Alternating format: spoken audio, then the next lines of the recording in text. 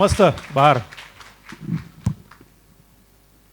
आत्तापर्यंत आपण कृष्ण धवल चित्रपटात मधली गाणी ऐकतोय.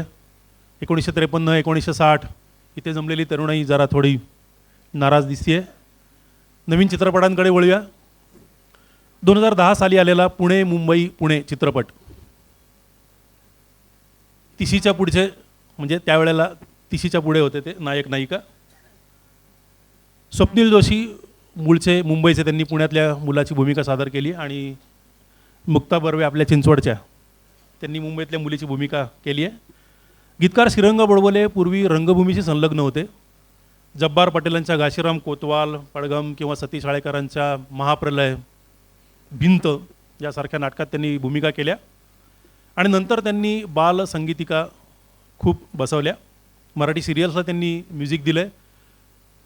खूप जणांना कदाचित माहिती असेल, चिंटू 1 आणि चिंटू 2 या भागाचे निर्माते श्रीरंग गोडबोले.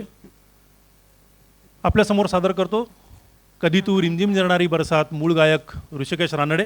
आपल्यासमोर सादर करतील हर्षदजी राजगुरू.